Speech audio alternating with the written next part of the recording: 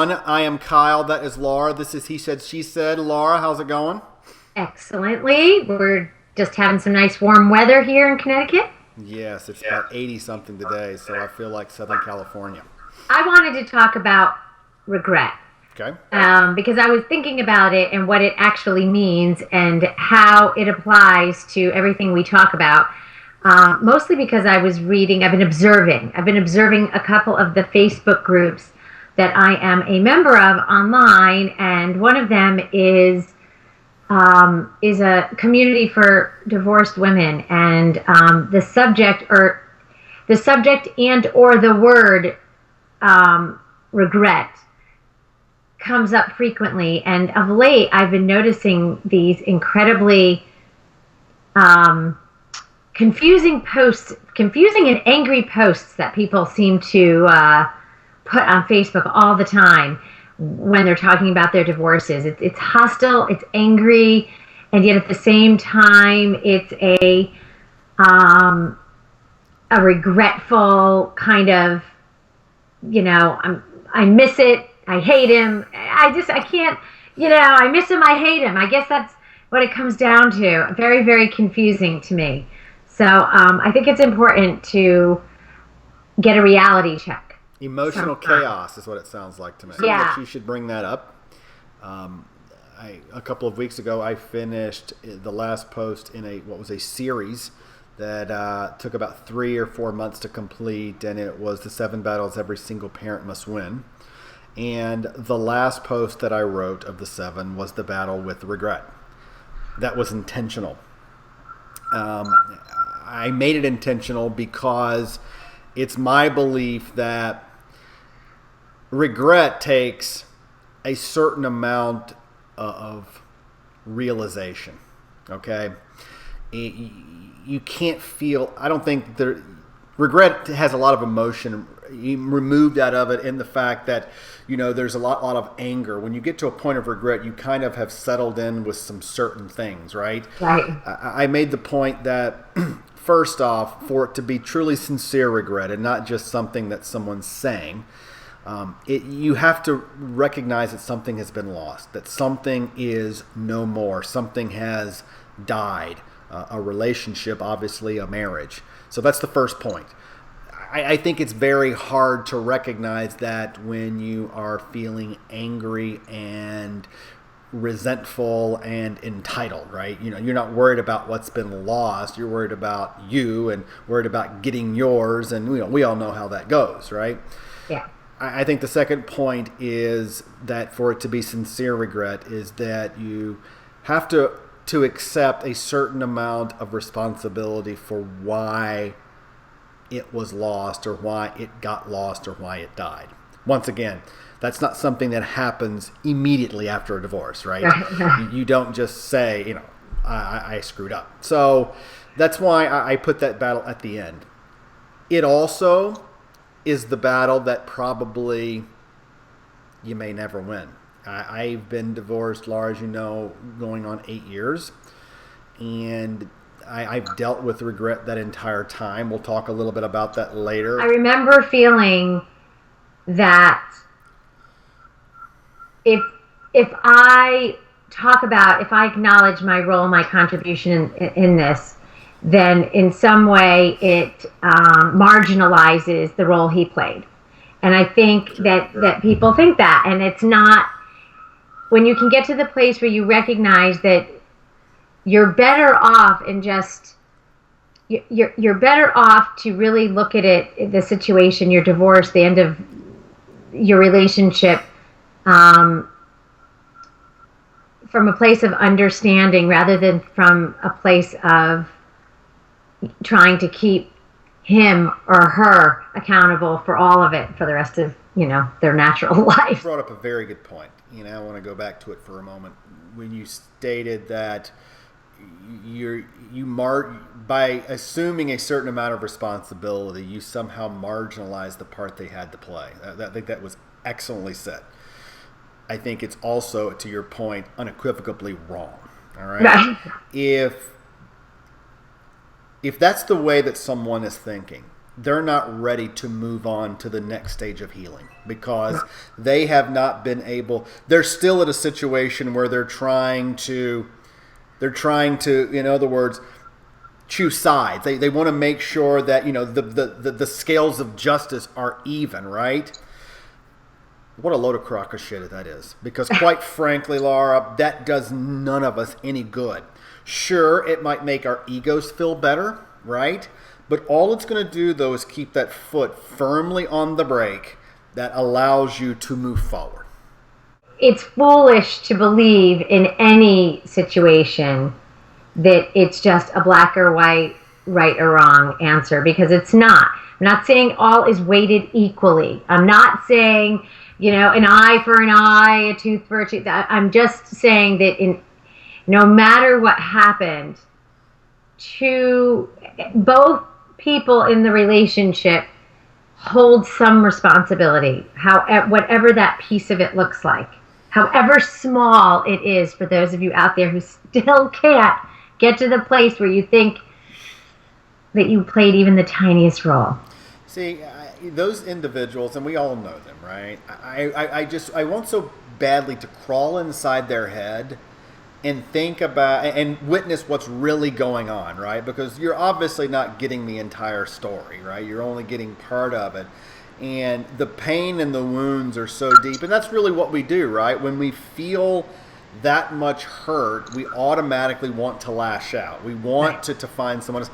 And we live in a society in general that's always looking for the proverbial scapegoat, right? We're always looking for the person to blame, to put the blame on, and it's never us. How did you get there? Like, what was the moment? Do you remember when it was? Like, when it happened, or how, or why, or what precipitated it? I don't think that there was a one like aha moment where the skies opened up. I think it was a progression of learning over time. I can tell you the year that it happened in 2008. It's what I've always defined as my emotional winter. It's where I went through all of it so I could come out the other end.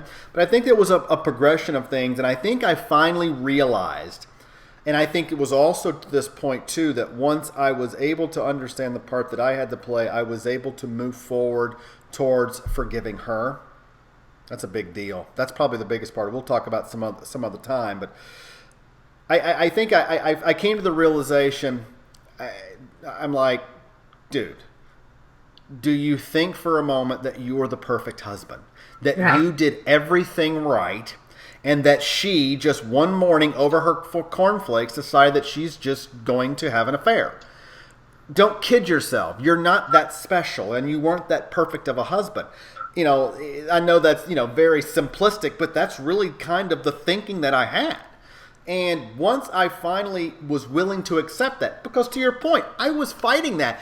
I was thinking that if I took any acceptance for it whatsoever, right, then it was going to marginalize the severity of the acts that she did, which were far worse than mine. But at the end of the day, who cares anymore? We're talking, this was a situation, I was 4 years out. Until I was able to move on from that, Laura, every other relationship would be hamstringed by this notion that somehow she was indebted to me. And because I couldn't get that debt paid, what possibly was going to happen with the other relationships that I had? See, I think part of it sometimes is that people look back and they regret not just that things were not the way that they were, but I think they also, underneath it all, whether they're ready to think about it and deal with it like you were or not, they regret that they hadn't have done things differently themselves. I think there's a piece of that underneath it but again, and I have to just agree with you, until you get there, you can't feel liberated to do what you need to do to be able to move forward. It's just not possible. But the problem is that people think that the kind of love in a marriage, the kind of love between partners is somehow unconditional. There was that whole decade of unconditional love. Bullshit. It is not. It is very much conditional. It really, you know what? I'm not obligated to be with you if you beat me. Sure. I'm sorry, regardless of if we got married or not. Right. It's it's like I tried to explain to someone, and this might be offensive to some who are watching this, and I hope that it's not, and that you'll understand what I'm saying. But the truth of the matter is, if you get married under a circumstance, let's just use health and fitness for a second, and you get married, and both of you, your husband, the guy you're dating who's about to become your husband, is fit and taking care of himself, and you're fit and you're taking care of yourself. Well, 15 or 20 years later, when one or the other of you stops taking care of yourself, and maybe you put on 50 pounds, okay, here's what I'm going to say to you. If you think that the change in that commitment to upholding kind of the unspoken, the unwritten agreement that you had when you got married, that you continue to take care of yourself, isn't contributing to whatever's going on, you're wrong. And then what happens is there's always this justification. The justification is, he should love me even if I put on 50 pounds. Sure. I say bullshit. Bullshit. Yes, it's not about the weight. It's about the commitment that you made to yourself. My story with the regret is a little bit different. It's something that I still fight today. So it really became a situation where anger kind of comes regret after you go through these phases. And it really hit me, I pick my kids a lot up from their moms and, and so forth. And it would normally happen after a weekend that we'd been together, and I would drop them off on Saturday or on Sunday or Monday or whatever the time is. And I would drop them off, and as I was backing out of the driveway, I would watch them running into the house to this other family that they had, her and her new husband, and I, honest to God, felt like the long-lost step-uncle, right? The uncle, right? I was the uncle. And ultimately, it was a situation where I just kept happening, and it kept happening, and it kept happening. And I got to the point where I was like thinking to myself, I'm regretting the loss of my marriage. Does that mean that I still have feelings for my ex-wife? Right. Does that mean I still want to be married to her again after what she did to me, after the betrayal? And Laura, I'm not the smartest guy in the world, but I think that I got some things together. And I got to be honest with you, that scared me a little bit. Because it made me feel like a fool. I was humiliated that I would feel that way. So I really had two options, right? I could either avoid them altogether, just simply ignore these feelings altogether and move on, and that's never healthy, right? Or I could potentially wallow in them, okay? Or the option that I chose, I'm like, you know what? I'm going to try to figure out what's going on. Figure out why this is. I didn't think that I was still in love with my ex-wife. I didn't think I had feelings for her, right? So through time and through understanding and through therapy and so forth, I really got to the point where here's what I regretted. I regretted in the end the idealized life that I had for my children that was now gone. And every single time I would drop them off at their mother's house and they would run inside of their other family, or I'd go inside their house and I would see pictures of them and her and the new dad together, like I'm the guy whose face has been cut out and somebody else has been slapped on. It brought that back home to me, that they will never have the childhood that I wanted for them before they were born, and that I had, that I felt that was so proud of. That's gone for them. And that's what I regret. And I'll tell you, I still regret it to this very day. I have regrets all the time. I regret the fact that I can't see my children every day. I regret the fact that they have to go and live this ping pong existence. I don't think that'll ever go away. Not until it gets to the point where they're adults and I can take a look at their lives and I have some sense of satisfaction that what I helped put them into hasn't scarred them for life. I think that people feel that if they say it out loud, that it in some way makes them, I think they might feel weak or that they're not doing okay, but you're doing just fine.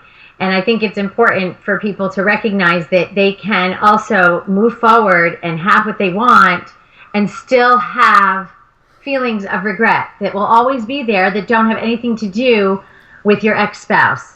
Absolutely. And in fact, it would be maybe inhumane is the wrong word, but it would be callous to think otherwise. It would be callous to think that you walk down the aisle at some point in your life, and when you say I do's, you really had this belief this is going to last forever. And you had visions of what it would be like 10, 20, 40, 60 years from now. And when, reality comes in and cuts that off at the head, to think for a moment that you don't regret what that meant in some way, you're kidding yourself. And you're holding that back, and you will never be able to move on. Oh, you may give the feel I'm strong and I can deal with it. You're a liar. You're a liar. You'll never be able to move on into another phase of your life in a healthy, productive manner if you continue to try to fight that. It just won't happen. Absolutely. I could not agree more. And the problem is so many people underestimate the toll that's taking on them. Until you go through it, until you went through it, you didn't feel that heavy, load was taken off. There was no way, Laura, no way, unequivocally no way, that I would have been able to be the partner for the queen that I am today had I not gone through those phases of life, accepted, recognized the things that I was able to embrace and recognize and understand. I would have never been able to be her partner had I not gone through all that first. No way. I can't take all that baggage. That's baggage that doesn't fit in the overhead. And that's baggage that she does not have to deal with. She should not have to deal with that. My anger and resentment and frustration and the fact that I will not be able to let that stuff go because I want to be tough and I want to be strong. Whatever. You know what? But it's totally true, and I love that you just said that she doesn't deserve that to deal with your baggage, because that's the truth. People don't, they underestimate what these things really do mean. It isn't anybody's obligation to accept you and your baggage. They can accept. Listen, you want to find a partner who accepts the fact that you're experienced in love and life, and you come with those things that you have experienced. But baggage that heavily weighs you down into the future, no, nobody's obligated to accept that. I always had a phrase when I was dating. I even told this to the queen. I want to learn about your past. I don't want to relive it with you. I'd always say that because I want to learn about who she was and her relationships. Because, obviously, she had marriages and she dated afterwards and so forth. I want to learn about that stuff. I do not, however, want to date those guys too. I don't want that. And I don't think anyone else does. Would you like to be in a situation where you're reliving all of Drew's past relationships? And I even think of it as, I'm not even so interested in his relationships. I'm interested in what he did with them and what he learned from them. Sure, that's what I'm interested. That's what I want to know. I don't want to look at and I don't look at anybody and define them by what they were in the relationship they had. I'm different than the same person, but I am different. My constitution is different now. I act different. I speak different. All those things that I did when I was married. I'm a far better partner. I do owe it to my marriage and my divorce. Sorry for any of you out there who have done this even in anger or the depth of your grief.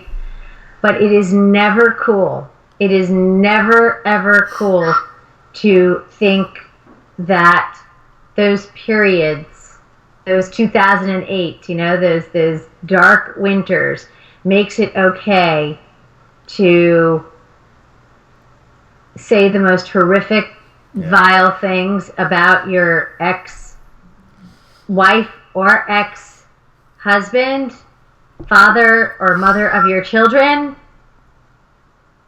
out there online for the entire world to see, for your children one day to see. I'm sorry, it's just not cool. A lot of people have asked me on more than one occasion, how do you talk about your ex? I've never said anything negative about her. She knows about my writings. I could do a whole video on the day that she found out and called me. But she knows about them all. Never once. And I've talked about our experiences and some of the things that she knowingly did and so forth.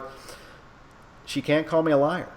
I've never said anything bad about her. I have never written a post ever, Laura, that I would never not allow my children to read. It would be okay for your children to see, then okay. And I'm not trying to be hard. I'm just saying, take your grief, the grief that you feel is fueling your anger. Take it, and rather than doing that, rather than putting it out there like that, take some time to really feel and explore what regret really feels and looks like. And do yourself a favor so you can move on. That was an excellent final thought. I'm assuming that was yours. I think I'm so nervous for you asking me what my final thought's going to be that I do my final thoughts before you can ask me. That's fantastic. So I know. I just want to recap, kind of what my belief is, right? Regret is something that does not easily go away. Okay, it may never go away.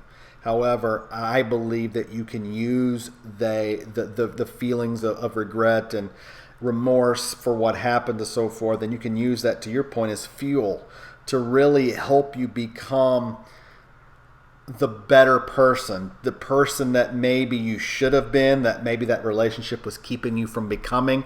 I can tell you now that as a father, my kids have got a better dad as a divorced dad than they ever would have as a married one. I'm in the same boat, so we just said it out loud. Laura, till next time. Bye.